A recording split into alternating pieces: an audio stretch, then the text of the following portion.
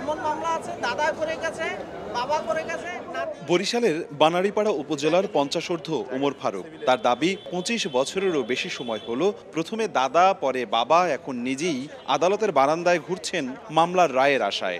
আমারই একটা মামলা আছে, আমার দাদা করে গেছে, আমার বাবা করে গেছে, এখন আমারও চালাইতে হচ্ছে। তো এইটাই 3 পুরুষের টাকা অপচয় হচ্ছে, বাট মামলার এখন পর্যন্ত রেজাল্টে যাওয়া হয় নাই। বরিশালের আদালতে প্রায় 45,000 মামলা জট। আদালতের বারান্দায় প্রজন্ম থেকে প্রজন্ম ঘুরেও রায় না পাবার অভিযোগ বাদী বিবাদী উভয়েরই। আছে এজলাস আর বিচারক সংকটও। 14 সাল হইতে মামলা চালাই, আমার 4টে মামলা চলমান আছে। যে অবস্থা আমারে করতে আছে খালি ঘুরায়।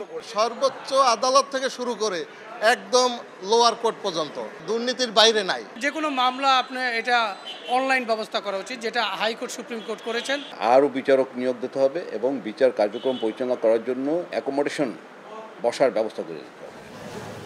বরগুনার আদালতে প্রায় 26,000 মামলা বিচারাধীন। জেলার 20 জন বিচারকের পদের 6টি শূন্য। এছাড়াও এজলাস সংকট ভোগাচ্ছে বিচারক, আইনজীবী ও বিচার প্রার্থীদের। জেলায় চিফ জুডিশিয়াল ম্যাজিস্ট্রেট আদালত ভবন না থাকায় স্থান সংকটে যত্রতত্র ফেলে রাখা হচ্ছে গুরুত্বপূর্ণ নথিপত্র। কোর্টে দুয়ারে দুয়ারে ঘুরি, কোনো ফল পাইতেছি না আমি মামলার। ভবন সমস্যা হলে আমাদের বড় সমস্যা, এইটা হলো বড় সমস্যা, এটা খুব তাড়াতাড়ি সমাধান হওয়া দরকার। পটুয়াখালীর 29টি আদালতে মামলা প্রায় 26,000, যার মধ্যে দেওয়ানি মামলা 27,614টি। একই চিত্র পিরোজপুরেও।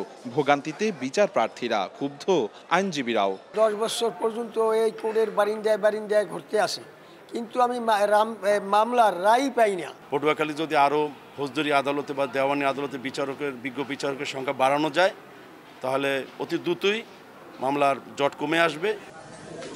বরিশাল আদালতে প্রায় 45,000 এবং বিভাগের অন্য জেলায় আরও প্রায় 1 লাখ মামলা বিচারাধীন রয়েছে।